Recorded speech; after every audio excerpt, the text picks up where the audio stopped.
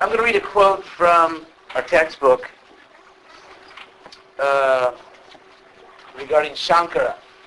Shankara is probably the single most famous philosopher in the history of Indian religions. And basically he was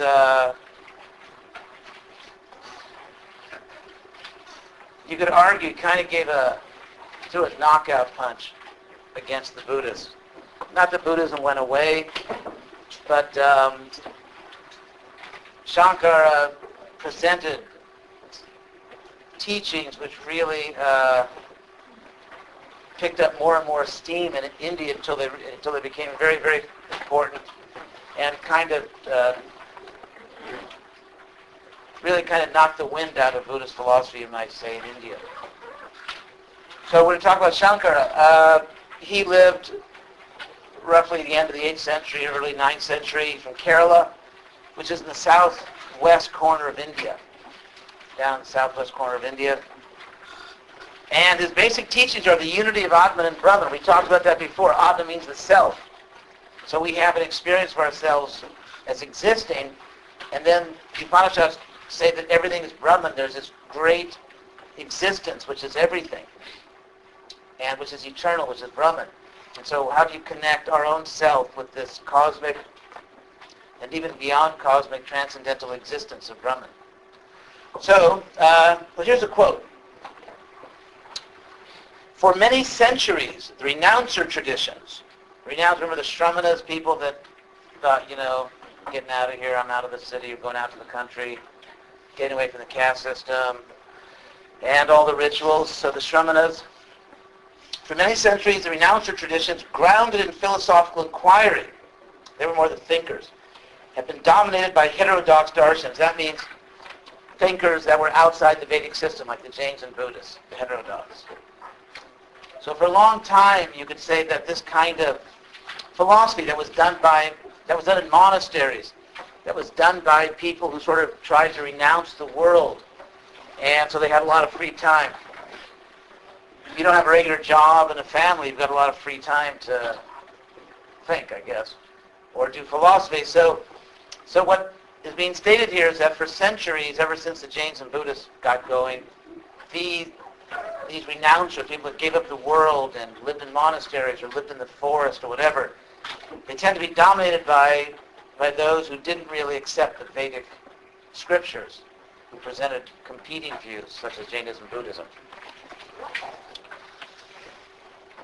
So meanwhile, back on the Hindu ranch, Hinduism had been under the sway of bhakti approaches. In other words, meanwhile in Hinduism, people were going for devotion, worshiping personal deities, and trying to cultivate a certain love for various forms of the divine. So that's what's kind of going on at a certain point. But then Shankara's Advaita. His philosophy is called Advaita. Advaita is just Sanskrit for dual. It's actually cognate with the English word Dvaita, dual, and just means not. So it's just non-dual. Because Shankara is going to teach that all the variety of the world is ultimately illusion, like you and me. The ceiling and the floor, different colors, different shapes, different places, different sounds and a musical melody, all variety is ultimately an illusion. There's only one thing. Therefore, Shankara's philosophy is called Advaita Brahman. This is, to say the least, extremely counterintuitive, but that's what he taught. So, anyway, so Shankara's Advaita, his non-dualism, provided a darshan, which literally means seeing or vision, and it's a word used for, that's just a common word used for a philosophical school in India.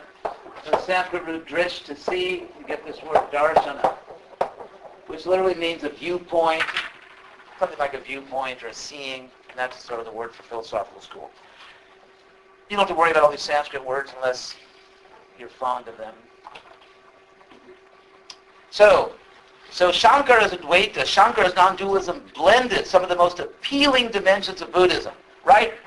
If you're opening a store on the corner and you're going to, let's say, sell sporting goods, and you notice that your competition, people selling sporting goods on the other side of the street, are selling a lot of footballs or tennis rackets or hiking boots, then you're going to be sure that you stock footballs, tennis rackets, and hiking boots.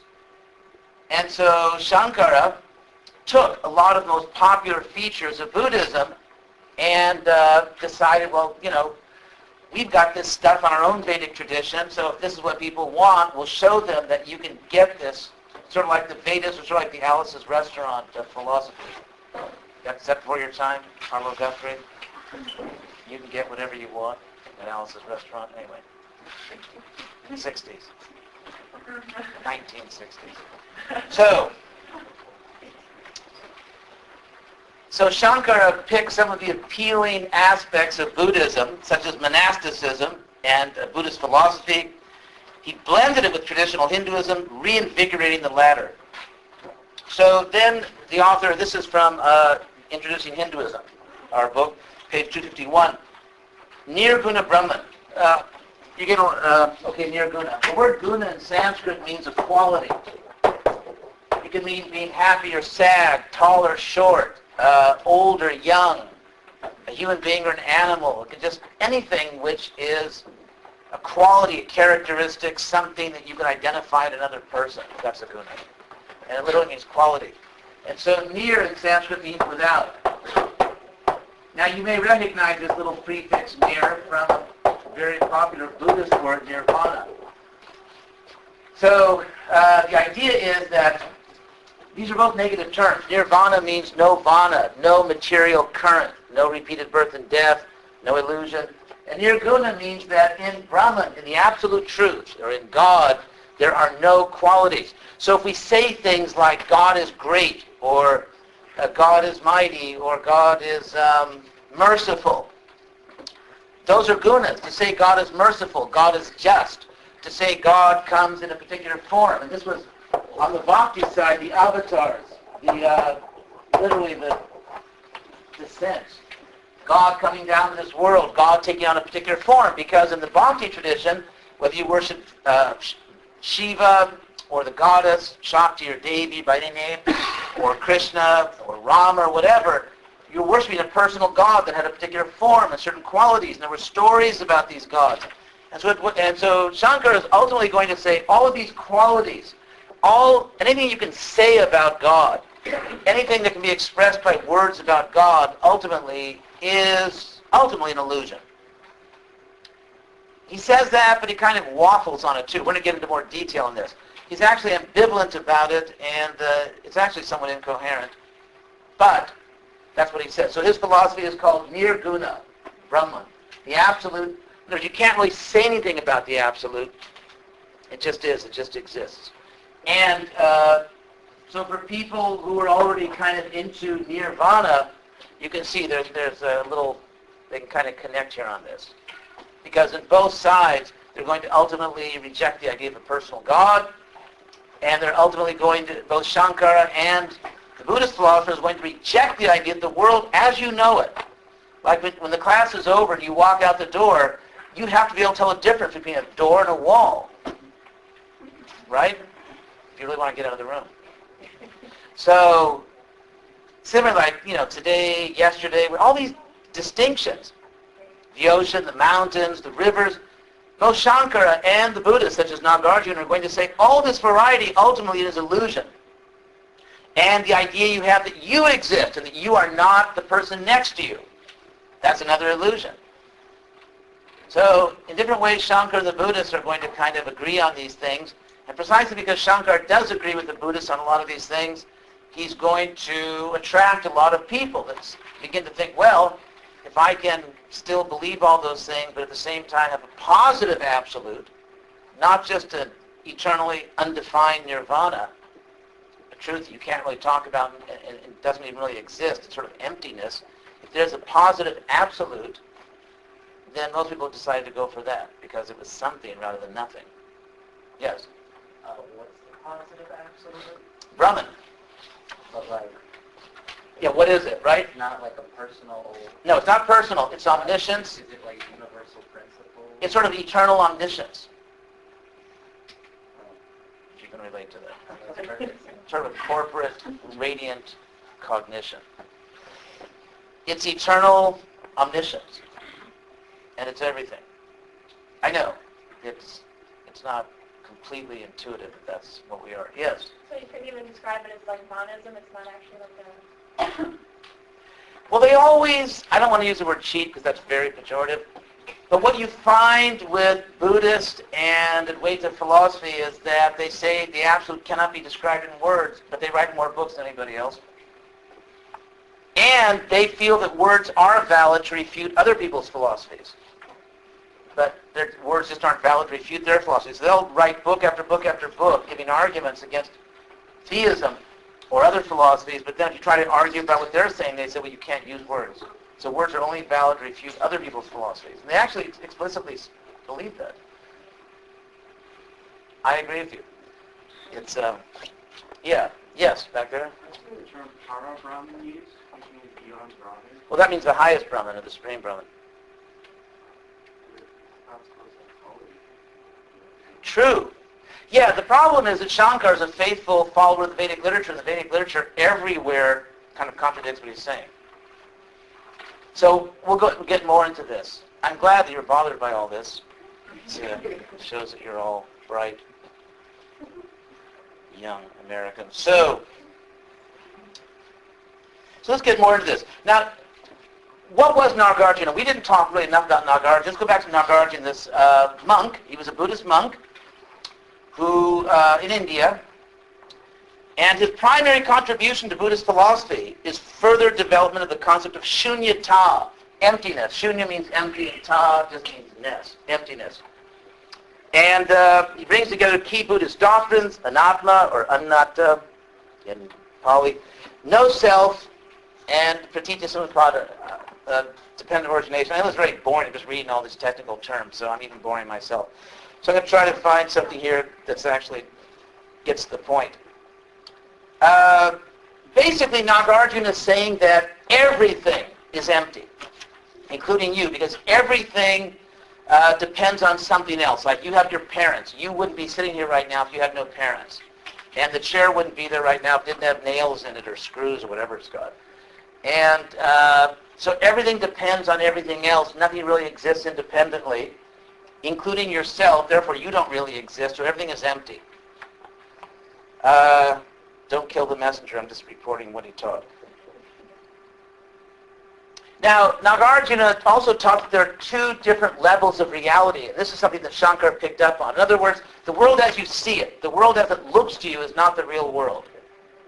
So that when you look around, it looks like you have a body and your body's on a chair. But actually, both your body and the chair are made up of all kinds of different things, and they're constantly changing, and the things are made up of different things, and ultimately you dissolve everything, there's nothing.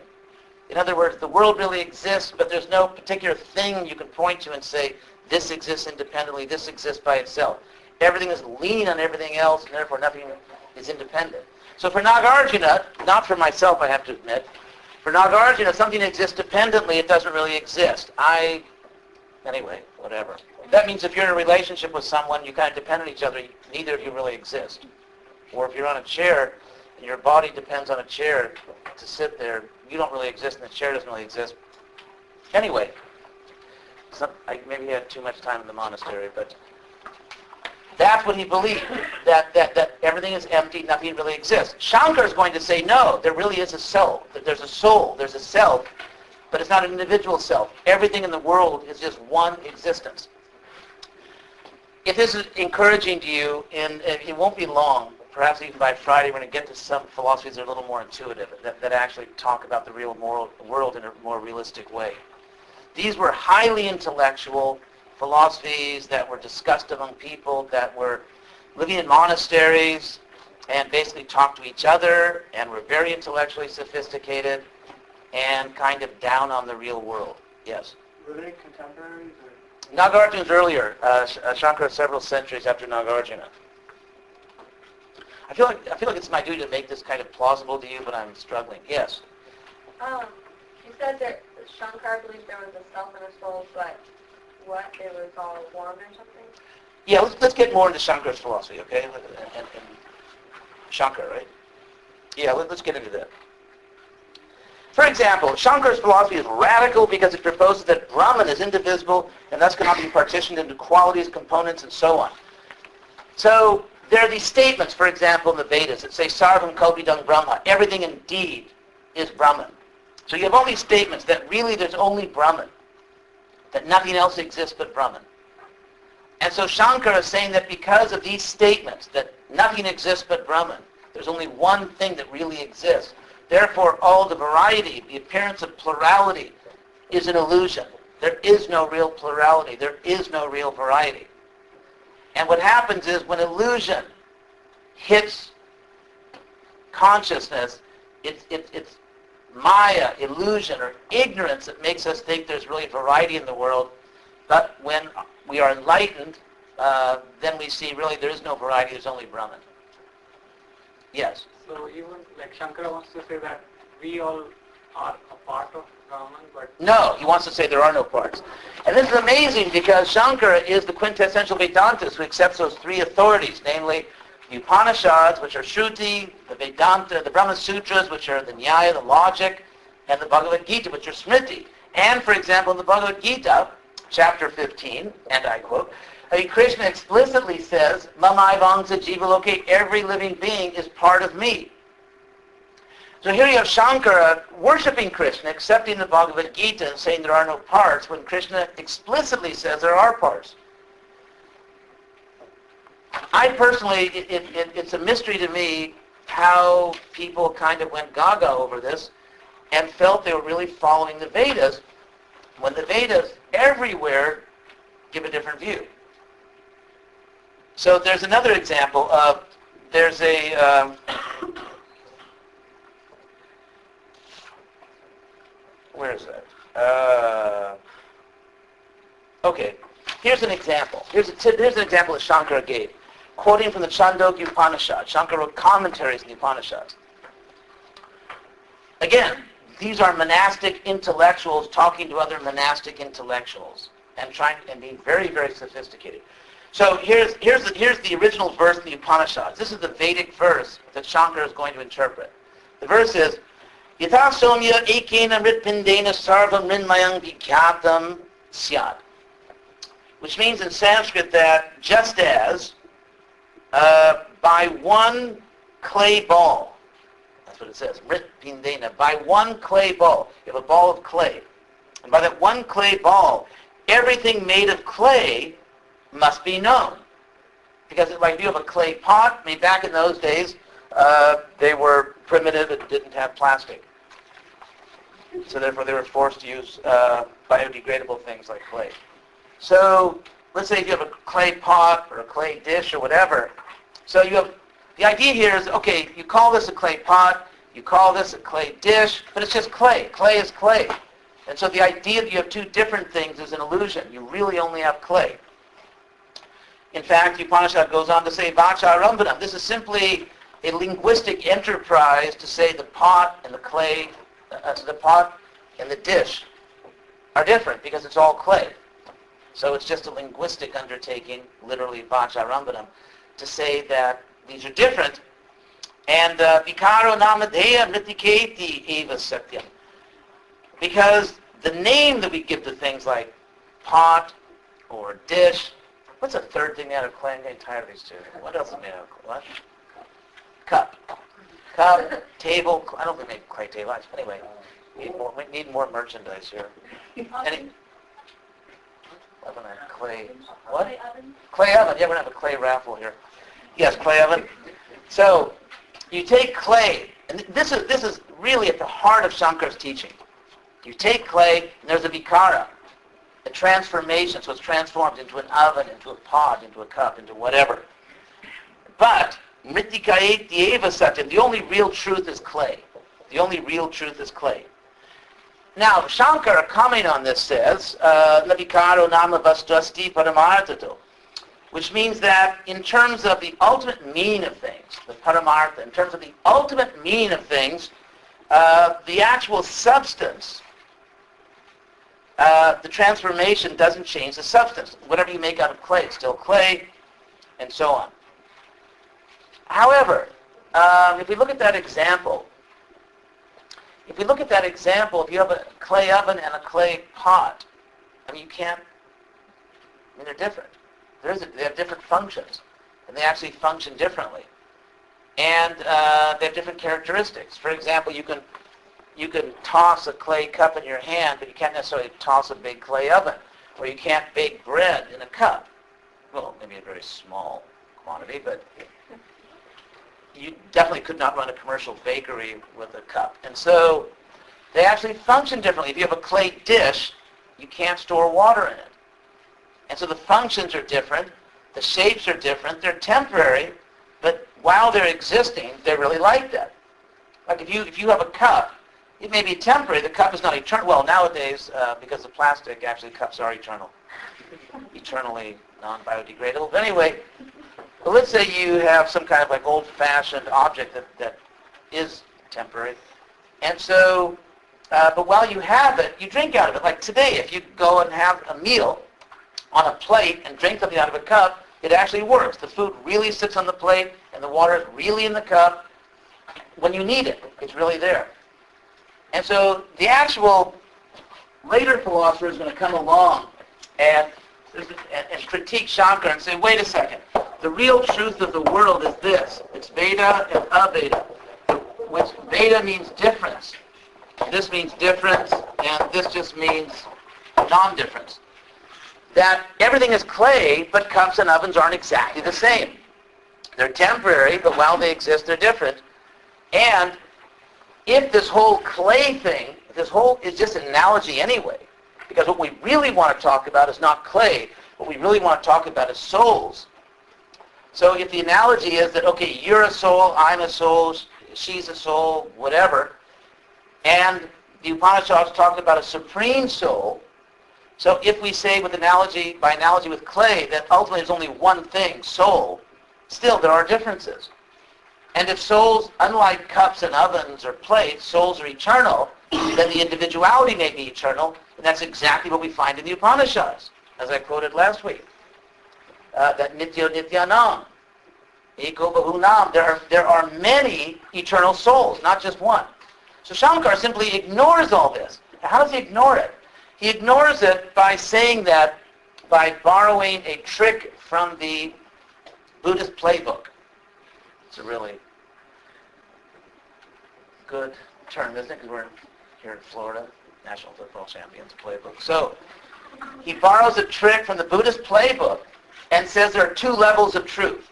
That's what the Buddha said. Remember, they had their nita. Nita means sort of like brought to the point. And so they have the nita artha, the truth which has already been brought out, and neya, which in another form just means the truth which still has to be brought out. Or they call it the samvritti artha, the meaning which is still concealed as opposed to the paramartha, the highest meaning. In any case, two levels of truth. So Shankara says, just as the variety of this world is ultimately an illusion, similarly, whenever the Vedas talk about variety, which they do constantly, because literally at every page of the Vedas it's talking about you and me and her and the house and the field and the mountain and this planet and that planet and God and the soul.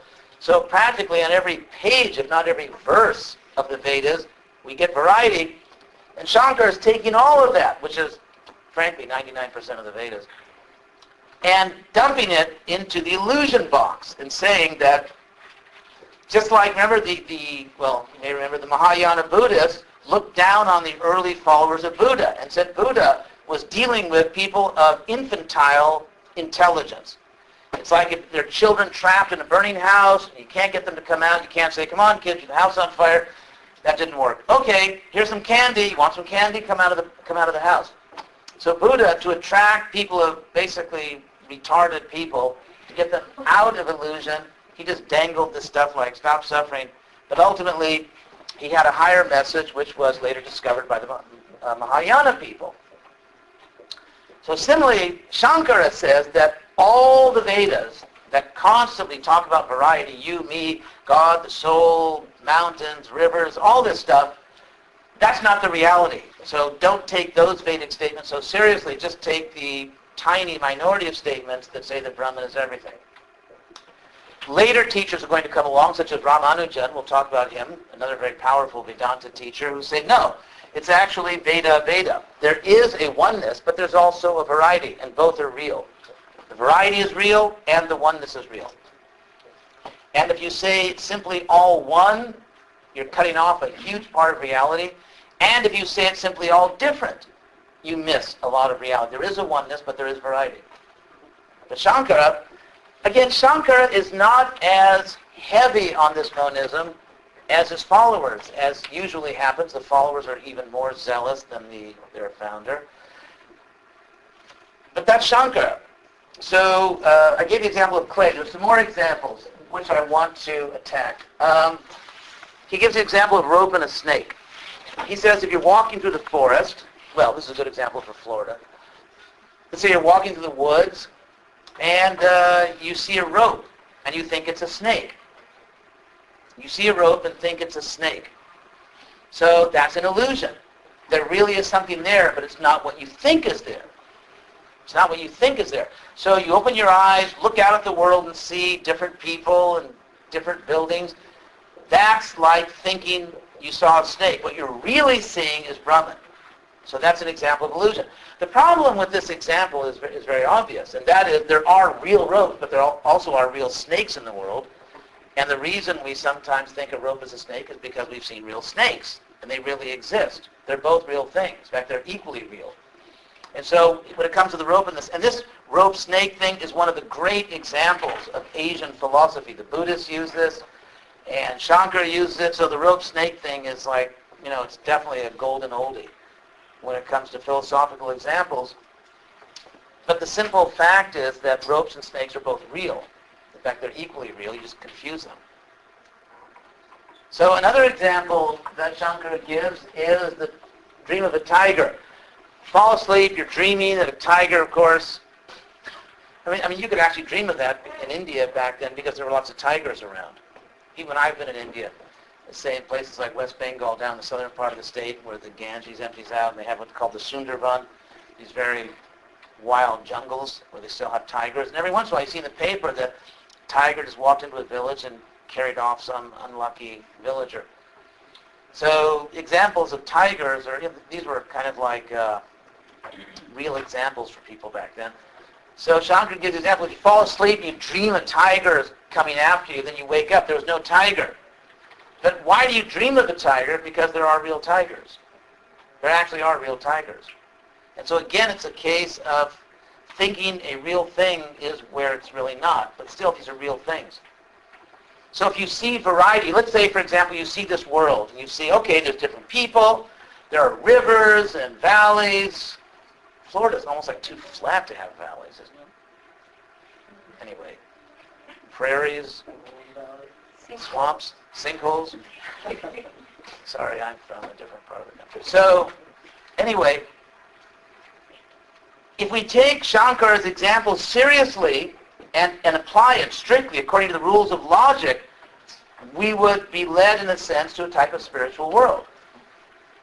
Because if we think we see different people and different things, but it's somehow an illusion, but according to the analogies, there really are different people and there really are different things, but we're simply not seeing them. In other words, if I see you, to explain what the answer will be to Shankara, if I see you, would I really see your body?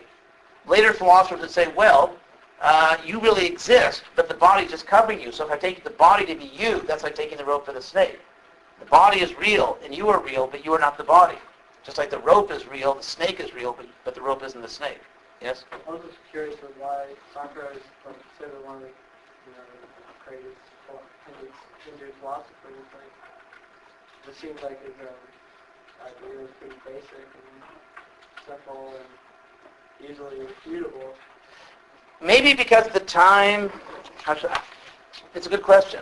I've asked myself that. I think there's a historical answer. I think that back at that time, the philosophical field was kind of dominated. It was kind of dominated by Buddhist philosophy. And so in that field, this is sort of dynamite among those people, because there were a few people actually doing philosophy on the Hindu side. It's like, for example, say to be perfectly honest, in academia. Academia definitely is a subculture. If you do a serious sociological study of academia, you'll find that people in academia tend to have certain views of the world which tend towards skepticism, which don't really reflect the general population. And so in the same way, you had a situation in India where you had a certain intellectual elite that held views that didn't really reflect what most people were thinking.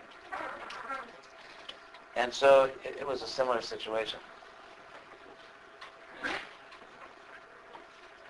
So, a little more on Shankara. Yeah, I mean, I just put down some quotes from the Vedas, just obvious things to show how Shankara is really forcing the issue and saying that there's only one thing. Yes, you. Right. You were talking about Shankara's 2 levels of truth, but I only heard the part about the way the variety is actually an illusion. Okay, yeah, the highest truth is Brahman, which is spiritual, eternal, omniscient, and just has no parts. It's just one thing. I mean, you've heard people say, like, it's all one, or something, that kind of view. Sort of simple monism.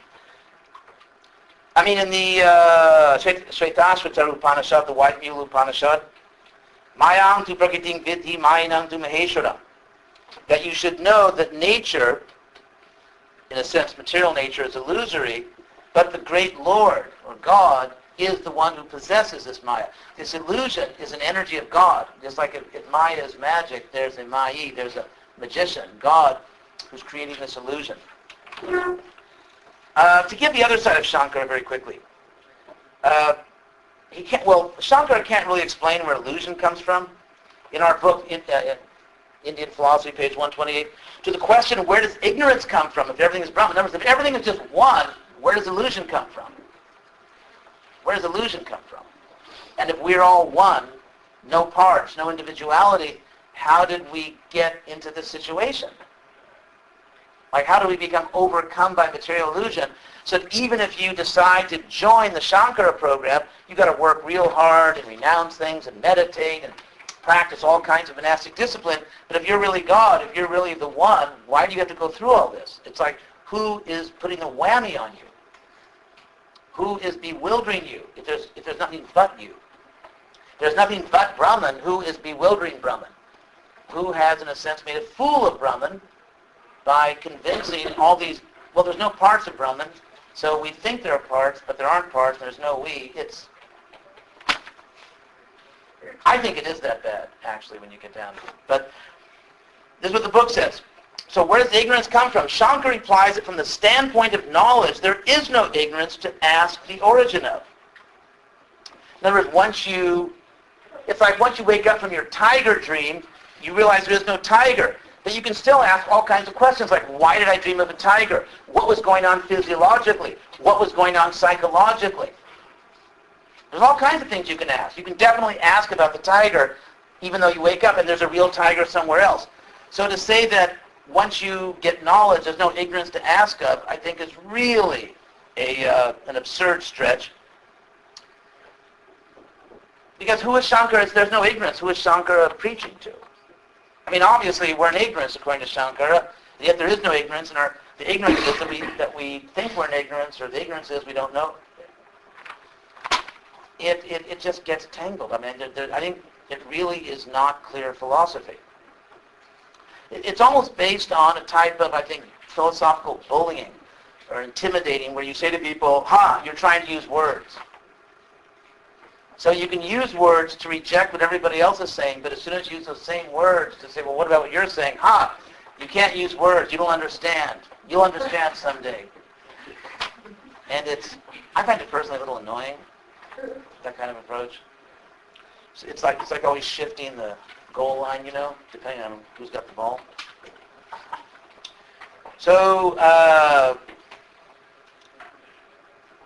knowledge cancels ignorance. That's a quote from the book. I wrote, health cancels disease, but the doctor asked how the patient got the disease. Light cancels darkness, but we can analyze how darkness arose, what blocked the light. So to say where did ignorance come from is a very intelligent question.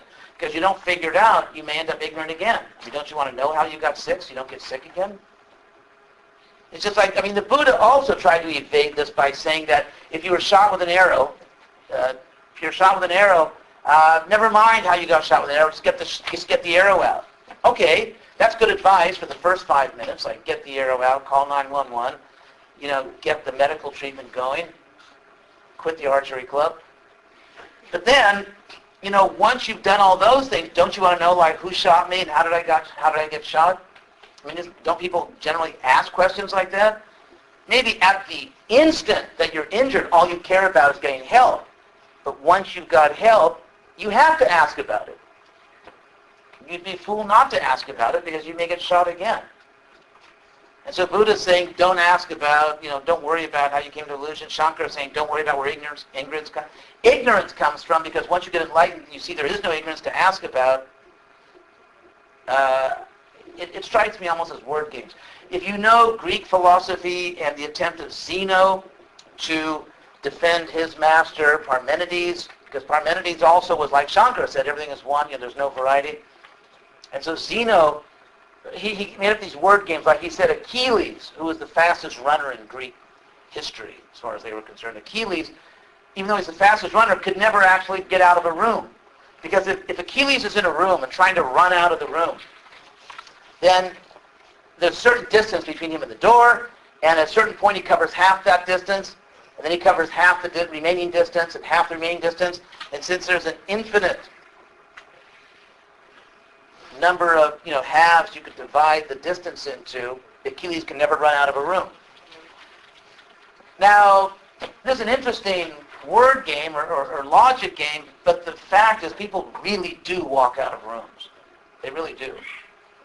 And so this is what it strikes me as, is kind of using words in ways to trip people up and sort of bypassing our deep intuition and what is obviously true about the world. And again, it's a highly intellectualized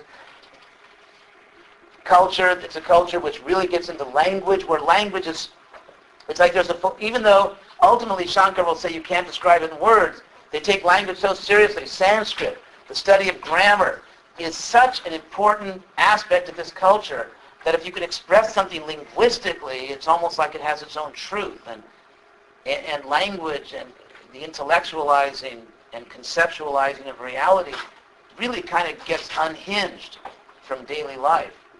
And this is what's happening. So to answer the question, how do people get into this? In a culture where it gets that rarefied, intellectualized, and linguisticized, or whatever, I don't know what you call it, people just get into all kinds of ideas, and they're talking to each other. And because they were so sophisticated, it kind of intimidated anyone that didn't agree with them. So,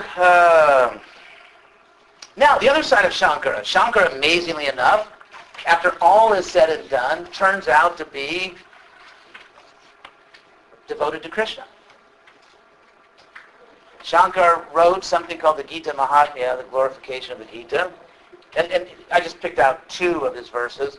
There are many. Here's 2 things that Shankara says about Krishna and the Bhagavad Gita, which Krishna spoke.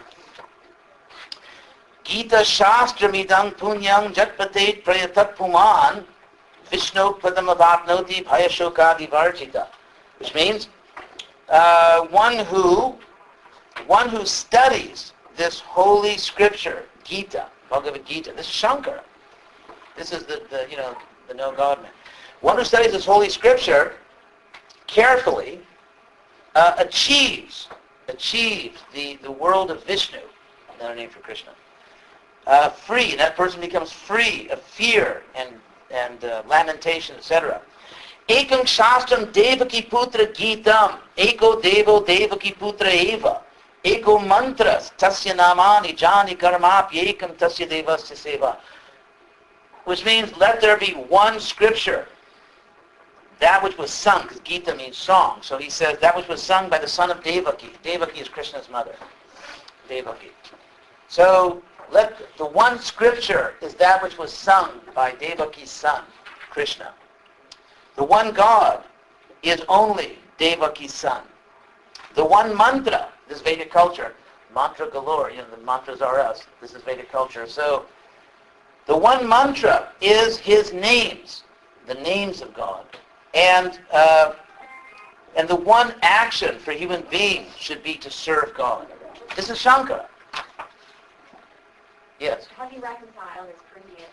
How? Yes. Okay. Well, I'll take a shot at that.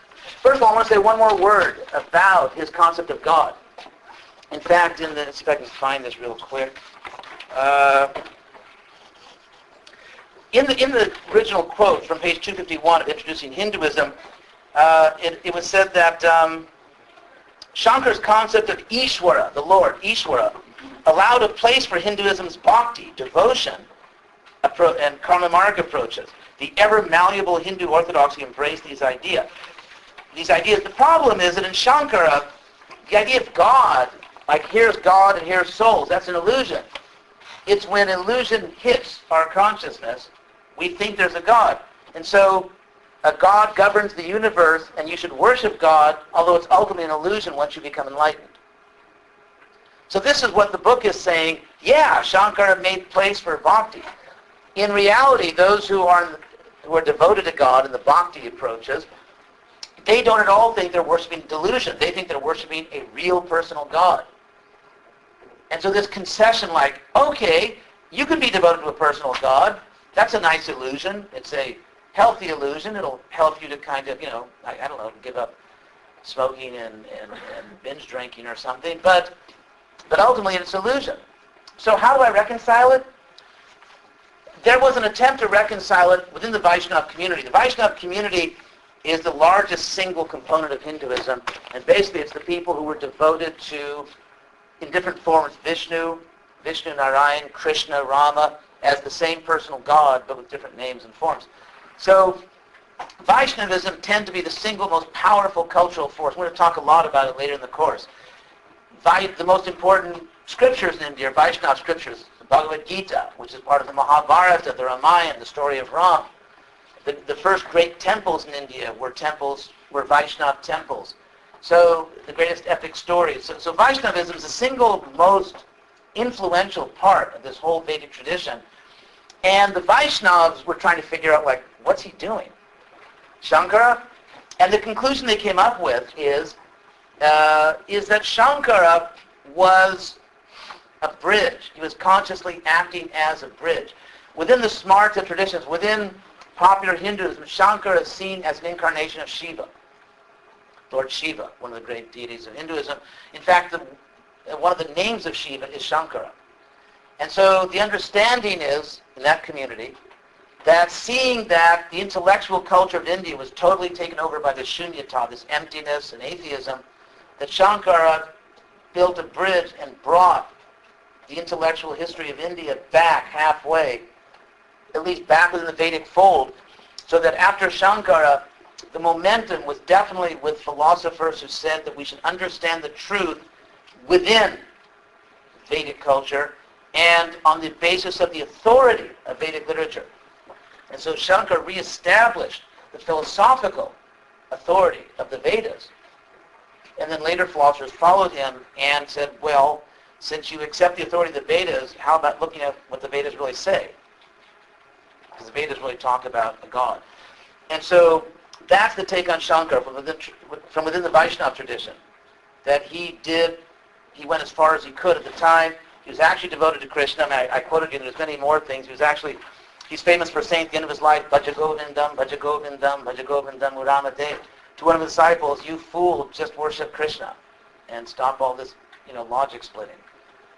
So Shankara is seen, even by historians, as really a type of Vaishnava who went as far as he could, given the historical circumstances. Some followers of Shankara would be appalled at that interpretation, but that is the interpretation within the Vaishnava tradition, which is, as I said, is probably the largest single tradition, religiously and philosophically, within Hinduism. Yes? Well, that could be applied to Buddha as well, where Buddha was teaching only what his followers could understand. Buddha was accepted by the Vaishnavas as an incarnation of Krishna. He was actually accepted as an incarnation who made significant contributions to India. For example, really, Buddhism and Jainism together, to be fair, really introducing this ethos of respecting all forms of life. America's kind of ambivalent about it. Like there's an NFL quarterback in jail right now because he was killing dogs, and the whole country was like totally shocked and appalled, and they talked about it over their steak dinners. So, basically, in terms of, I have one more minute, I'll make this point. In terms of ethical philosophy, I think the worst kind of ethics is sort of like the decadent Roman emperor, where if he puts his thumb up, you live, thumb down, you die. And so you have no rights. You have no rights. If the tyrant decides to give you a right, then you have one. So we in America, we sort of have that approach toward animal rights. The animal has no rights. The animal has no rights. But if we find an animal cute as a pet, then it has rights. And if certain animals in, modern urban civilization don't make good pets, like horses or cows, then they have no rights because they just haven't attracted our affections. And so rights are not connected to the consciousness of the creature itself. The rights aren't connected. Creatures have no intrinsic rights. It's just we're like the Roman emperors. If we like them, they live. In India, they came up, I think, with a much more rational philosophical doctrine that creatures themselves actually have intrinsic rights because every life is sacred. And that was really a contribution of the Buddhists and Jains. It was already there in the Vedas, but people have forgotten about it. So I guess we'll stop here.